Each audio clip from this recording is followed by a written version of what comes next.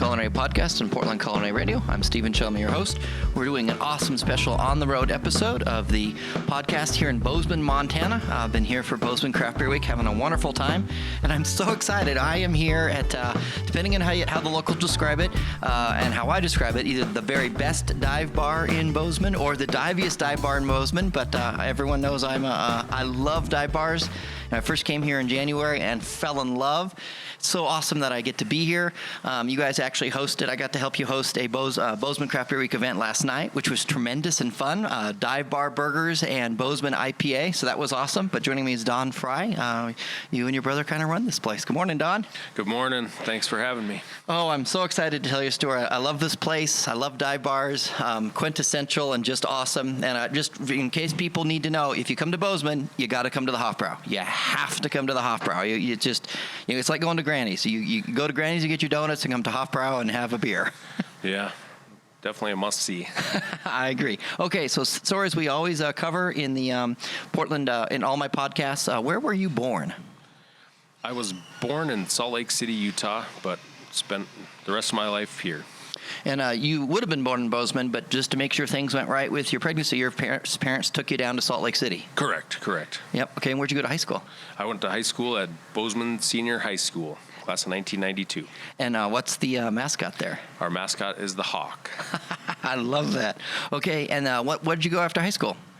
You know, after high school, I went to college on a swimming scholarship at the University of Puget Sound in Tacoma, Washington. Ah, the aroma of Tacoma. Yeah, we gotta love the pulp mills. That's exactly right. Okay, so what happened after college? Well, after college, I had some prospects out in the Tacoma, Seattle area as far as jobs, and then what was your major in? Oh, I got a degree in business marketing. Okay, so you were maybe things like Boeing, that kind of thing. Economy was booming then. There's a lot of stuff going on out there then, and so I had delusions of grandeur about going out there and getting involved in some of those big companies. But my folks called, and my dad had been sick and had an infection in his foot and had part of his foot amputated, and so my intent was to come back here and help out as long as they needed me, and then head west again. But I guess here I am, 22 years later, and so still here. Wasn't meant to be. I love that. Okay, and your dad, I think I would have really liked him. What did he? So the doctor, what did the doctor tell him? What did he tell the doctor? Well, he had asthma real bad even as a child, and then it kind of, when he got older, it got better, and then when he got into his 30s, it kind of came back. And in 1983, I think that the doctor told him that he had like 20% of his lung capacity and that he was probably going to live 6 months. And he told the doctor that he had too much riding on it and he would live long enough to piss on his grave. To piss on the doctor's grave. Piss on the doctor's grave. And he did outlive the doctor. He outlived the doctor, and I don't know if he did as he promised, but that's between them. Yeah, I probably would have, just being cantankerous myself. Sure. Okay, so going back in time, when did the Haufbrau open? The Haufbrau opened in November of 1961. Prior to that, in the 50s, it was a drive-through hamburger joint called Watson's Drive-Through. And when you're in, you can look in the front. There's some shuttered windows on the front corner of the building, and those were the takeout windows where you'd come to pick up your food. Nice. Okay, and then what led to it switching over from Watson's Drive-In to the Haufbrau? Well, the Olympia Brewery out in Washington State was looking to... Right there at Tumwater, right? Right at Tumwater. I used to live in Olympia, yep. Yeah, nice place to be. But they were looking to expand their market in this area in a college town, and so they helped to add on to the building and distribute more of their product here. And when they started, there was 2 faucets kind of back on the back bar there. There was Oli and Oli Dark, and those were your choices for draft beer. Those were you could come in and you could have Oli or you could have Oli. 2 taps. I think that's fantastic. My dad always said it tastes the same warm or cold. So your dad was a wise man. And your dad's you're Don Frye and your dad was Don Frye. My dad was Don also. Yep. And you're Don Frye the third. I'm the third. He was junior. I love it. Okay, and so that was 61. 2 gentlemen, not part of your family, opened it. And then what happened in 67? That's when your dad came around? My dad started working in bars. He worked here, and then he worked at the Oaks Bar downtown, which was, I guess, kind of a unique aside. It was the only Mason's Lodge that had a bar in it, and I think in the country. Because they're usually a kind of a temperance organization, I believe. Right. So he started working down there and realized that he liked people, and he'd kind of done this, that, and the other, working for car salesmen's, hardware stores. He was an orderly for a while at the hospital, sold ads for the Chronicle, the newspaper, and, was kind of a bar guy, pretty social, liked people. And so he started working, and then he started working up here in 67 and wound up purchasing it in 1969. Wow. Okay. And then he grew up in Tennessee. And did they have like a town square there? He did. He grew up in a small town just outside of Nashville. And What town? Franklin, Tennessee. Okay. Yeah, and I guess it's kind of where all the high-end country music stars live now. It's nothing like it was when he grew up there, but it had a town square, and that was kind of where the people went to for all their sense of community, went for their news, went to celebrate, went to mourn, everything else. And so, and then he and my mom moved to Bozeman in the early 60s, and there was no town square and no family, and so he kind of found this and kind of created his own family and his own town square. I love it. That's still, that's always been his motto, is he treats all the help like family and all the customers like family. And so I think that it's kind of, he always felt really strongly about that. Is, we had our family, and then we had our bar family, and it's proved a pretty neat model. I love it. Okay, so he takes over his place in 69. Right. 96 roughly, you come hang around, helping out, working, helping take care of the family. Yep. And then early 2000s, then it becomes your place, and you're running the show. Yeah. That was. And you've just kept stuff going. Yeah, between my brother Bill and I, we've just kind of tried to keep the tradition going. Yeah, a lot of fun traditions. We'll talk about them, but beer and food. I love that. We got to talk about that. So, you started out with 2 taps. How many taps do you have now? There's 24 now, and most of them are Montana micros, and at this point, a whole lot of IPAs. Those are really in right now, and there's a couple of domestics for those that aren't interested in the micros, but yeah, that's all right. So you got 24 taps, most of them Montana craft beer. Mm-hmm. A lot of Bozeman craft beer, which is really because you've seen a lot of change in the Bozeman beer scene. Yeah, Bozeman's changed a lot. I think it started out as a very domestic place with a lot of domestic beers and probably not a selection. And then when I was first back, the import beers were a big deal. Got a lot of the Watney's from England. Any spotting? A lot of spotting. We still got some old spotting memorabilia hanging on the ceilings and everything, and a lot of that stuff. And then in the kind of the early and mid 90s, the micro beers kind of started coming in, and there was a couple of them around, and so we put some of those on, and then it's just they've kind of catered to, I think, the tourist aspect of Bozeman, where there was a lot of animal beers, people going through the park and seeing all the different animals that there are. So Moose Rule capitalized on that. So, why wouldn't you drink a beer with a moose on it, and Headstrong, the buffalo head on it. So everybody wanted the animal beers for a while there. Lots of fly fishing themed beers still. I love how you can I don't know what the word is, but you can document the change over time. I think that's fantastic. But yeah, great place to come have a beer or a shot of whiskey or both. But the other cool thing, and our event last night was a Dive Bar Burgers and Bozeman IPA. You have some amazing burgers. The burgers are just fantastic. So tell me about the Lanny burger. Lanny Wagner was the guy that kind of managed the kitchen in the late 60s and early 70s, and he was kind of a foodie before his time, and he kind of created a barbecue sauce to put on these burgers, and that became the Lanny burger. Way before barbecue sauce was something that you bought in the store in a bottle or a jar. He was kind of a pioneer in that sense, and yeah, and then then we kind of just kept the barbecue burger going as a tribute to Lanny, and he's still living. He's probably in his 80s. He came up here for his 70th birthday and had a Lanny burger, but that's been probably at least 10, probably closer to 15 years ago. That's fantastic. So the tabletop. So the place opened in 1961, and there's a 1962 table. Now tell me the story of that.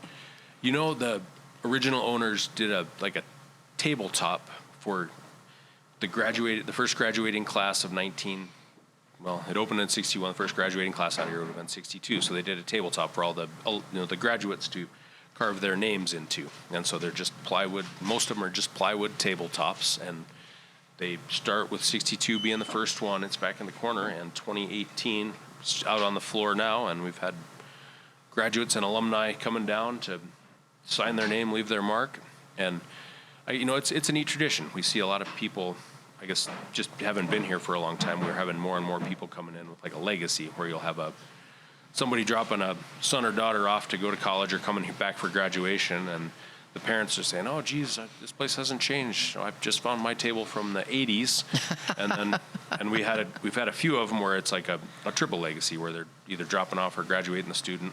The parents are here and the grandparents are here, and the grandparents are back on the '60s tables, and the parents are in the '80s. And so I guess the longer we stay here, more of that we'll see. And when you look up on the ceiling, you can see the tabletops and the different years. I could right here sit where I'm sitting, I can see 98, I can see 85. I think that's a fantastic tradition, and it's so cool that they started at 62. Your dad took over in 69. He's kept it going, and you've kept it going. I have goosebumps. I love that. I love that kind of stuff. I just think a tradition, in some senses, does matter. Well, I think that, especially in Bozeman, where things are growing and changing so rapidly, is that people kind of crave a need for something constant or the same. And I think that the Haufbrau offers that sense of community in the traditional sense. My dad always thought that bars were community centers where people came to celebrate their happy times, maybe mourn their losses, or come for news, or just for a good conversation, discussion, argument, whatever. I love it. So that's, yeah. And it's a good place for beer and food. So we talked about the burgers. I had a bacon cheeseburger last night that was phenomenal. You've got pastrami, which makes me super happy. I love pastrami. Yep. You've got a good Reuben. You got a BLT. BLT is my favorite sandwich. I do Portland BLT week in Portland. Sure. Founded that thing, and it's a lot of fun. I get to celebrate the glory that is bacon, lettuce, and tomato. So a lot of fun things on the menu. One thing that everybody's told me, I've heard from everybody I've met in Bozeman, oh yeah, that's three things. That's the diviest dive bar with a joy in their face, or that's the best dive bar in Bozeman. And they say, oh, the burgers are good, and they love them, but the French fries are the best. Tell me, what the heck? How do you pull that off? Tell me about the story of your French fries. I think that maybe that's the secret, is they're just potatoes. They are delivered once or twice a week from over out of Whitehall, and the potatoes come from either Manhattan or Whitehall area. That's just down the road for a piece. Yep. Just maybe a half hour, 45 minutes away from here, and they're grown out there, and they drop them off once or twice a week. They start out as a 50-pound bag of potatoes every morning, and they open them, wash them, and run them through the fry cutter. We don't peel them; they still have the skin on them. Yep. So they're just, I guess we're purists. They're just potatoes. There's no secret ingredient.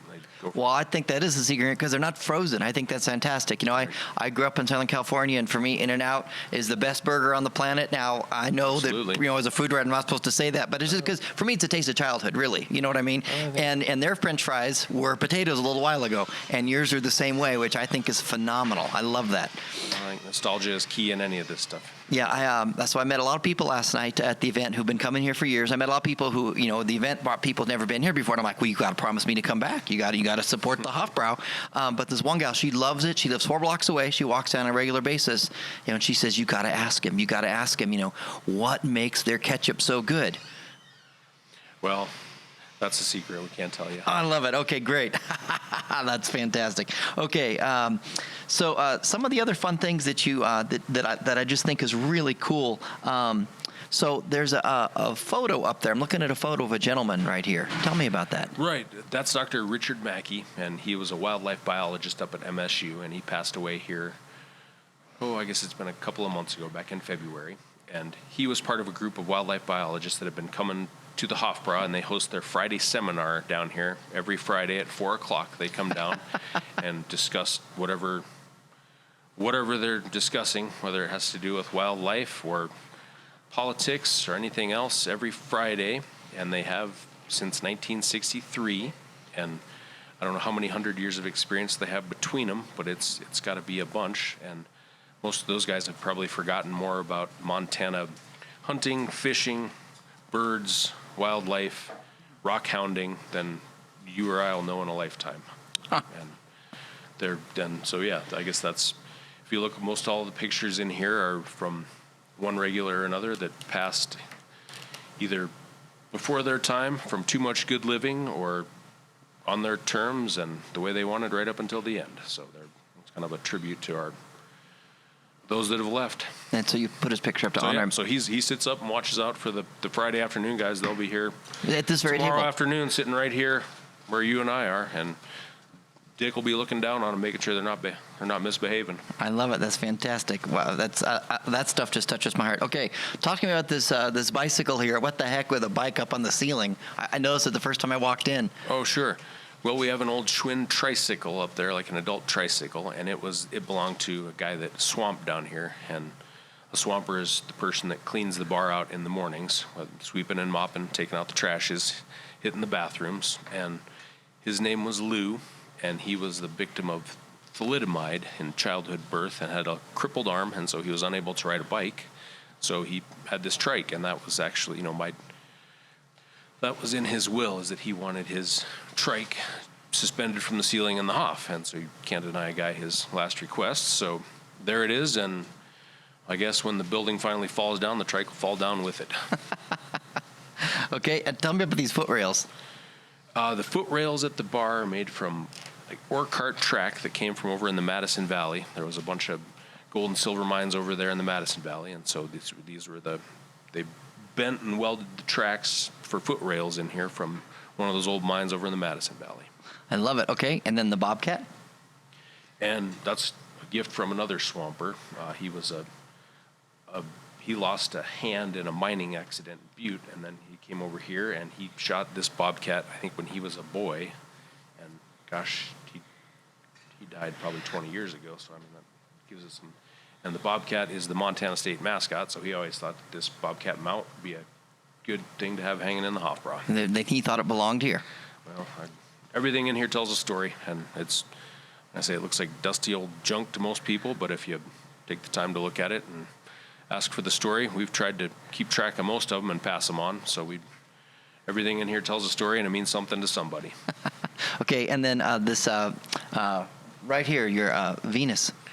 Oh, yeah, that was something that my dad found in a junk store in Butte, and it was by an artist that painted a whole bunch of those nude Venus on the waves, and they kind of were in a lot of bars and brothels around the Pacific Northwest, and so he thought that in the corner would be a good spot, and I can't tell you how many, it's piqued the curiosity of a whole lot of Bozeman boys growing up here, and it's probably the first nude woman a whole lot of us have seen in our life. Speaking of throughout the Northwest, throughout Bozeman, tell me about the name Haufbrau. Well, it was kind of like a mint or a crystal bar. That was just kind of a common bar name in Montana, and I don't know if it was in all the towns, but there used to be a Haufbrau in a lot of the towns. There was one up in Helena until maybe the last 10 years or so. There's a Haufbrau in Anaconda.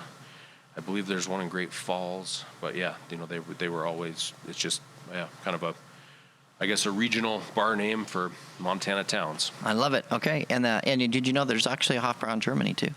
Yep. I think that's probably the one that we're probably all knocking off. But I love it. Okay, this stained glass angel is not only up there but down on some of the tables, at least this table. Right. It was one of the artists around town did a stained glass pair of angels. There was a male and a female, and the female is in the window at the Haufbrau, and the male is up in one of the big Victorian houses on South Grand Street in I think either the library or the ballroom or whatever the Victorian houses have in them. And then one of the guys that works here, he is a middle school teacher, and he teaches kind of the tech ed as well as they don't call them industrial arts classes anymore. They have some kind of engineering now. But and he did this inlay of the cut out the pieces of wood and did the inlay of the angel on this table for 2012, and so it'll probably always stay on the floor just because it's a really neat table. Yeah, it's awesome. I love it. Okay, so how do the Vikings and the Bears rate getting banners? I'm curious about that. That goes back to, there was a couple of bartenders. One of them was a day guy and one of them was a night guy, and one of them was from Chicago and one of them was from Edina, Minnesota. I used to live in Maple Grove, Minnesota, down the road from Edina. And I'm not a football guy or a baseball guy, but if you look, there's pennants for the Pennants for the Vikings and the Bears, and for the Twins and the Cubs over there. At shift change, these guys would just about come to blows every day when one of them was leaving, the other one was coming in over whose teams, whose records, whatever. But they were the best of friends. I think that's fantastic, and I love the sign right below. You can always retake a class, but you can never relive a party. We've lived by that one for a long time. I think that's fantastic. Okay, what the heck is with the concrete skis? You know, in the 70s, the engineering department up at MSU, they had that was one of the class projects, is they had to put together concrete skis that you could ski one run with that would not fall apart. And so these skis are made out of concrete with some rebar in them, and I think that there's a section of the tail missing, so I don't know if that was a pass or a fail, but they're in here. I love it. I love it. And everywhere I look, there's something cool. So the last thing I just want to mention is, there's a few out in Vader, Washington, which, it's the road to nowhere. It's literally a dead-end road. It used to be a mining town, Sure. a camp town. And literally you drive to the end of Vader and that's it. There's you don't get end of Vader, dead end. No through road. And on the way to Vader, there's Burma Shave signs. Right. And you've got some Burma Shave signs up here, and there's a whole generation, maybe 2 or 3 that have never heard of Burma Shave or seen the signs. Right. But well, I think that they advertised on the roadsides in the I know 30s, 40s, and 50s. Somewhere down here there's a old book of the Burma Shave jingles, and it kind of goes through. And this one says, "She eyed his beard and said, 'No dice. The wedding's off. I'll cook the rice.'" So it was on the roadside somewhere here in Montana, and my dad was kind of an aficionado of old stuff. I mean, call it junk, call it whatever you want, but he and my mother had an agreement from all of his life, is that he could collect stuff as long as he didn't collect other women. And it worked great for him. Well, she probably liked it that he could put it at the bar, not at the house. Well, his house has a lot of stuff too. Well, I just love that you have a Burma Shave sign. I just think it's, I didn't see him very much on the highways, but I did see him when I was young in the road to Vader, and that's awesome. All right. Well, Don, it's been so great to have you on the Portland Culinary Podcast, the special on the road episode. And I just got to tell people again, you come to Bozeman, you got to come to the Haufbrau, get yourself, if you want a burger and a shot or a burger and a whiskey. Oh, I forgot to ask something. Oh, I missed it. What the heck? Why is there a salad? So last I ordered my burger, I got my fries, and the guy says, "What dressing do you want?" I go, "What do you mean, what dressing?" And he goes, "We have dressing." And he goes, "Yeah, you get a little salad with your burger. What's up with that?" Oh, yeah. Well, it's kind of like everything else in here. It's not too healthy. So it's a tiny little salad. I've got one guy that comes in and calls it a shot of salad. And it was always served with the burger and fries, just kind of as a little extra, to cleanse the palate, or a little roughage, whatever you want to see. And nobody was eating them for a while, and so we were going to get rid of them. And then one of the bartenders down here, she was kind of I guess cantankerous would be the way to put her. And so we took it off the menu. We were just doing burgers and fries, and then she'd tell everybody, "Oh, well, they got rid of the salads." And so then, of course, people thought that we were trying to screw them, and so we brought the salads. They're like, "Well, the salad I used to not eat, now I want that salad." That's it. It's all in the presentation. I think that's fantastic. All right, so I got to tell people they got to come to the Haufbrau. They got to support and celebrate. Have a beer, have a shot, have a burger, have a BLT, have a Reuben, have a pastrami sandwich. It's just a great place. I love it. And you're open. There's 3 times a year you close: Christmas, Easter, and Thanksgiving. Yep, those are our big 3, and then we shut down the last Sunday in January for our employee Christmas party. So I guess that those are, we got 4 days. But other than that, if you come to Bozeman, you're here. And, first time I was here, it was January. It was cold as F outside. Yep. And it was warm and good in here. And, the peanuts. Oh, yeah. Yeah, we have salted in the shell peanuts. And so come down, have a beer, get a little salt, and you can just throw the shells on the floor. And you just ask the bartender, the peanuts are in the back, say, "I want my bowl of peanuts." Ask the bartender, we got the peanuts. And you throw the shells on the floor. Fantastic. All right, well, Don, thank you so much for joining us. Wish you all the best. Thank you, Steve.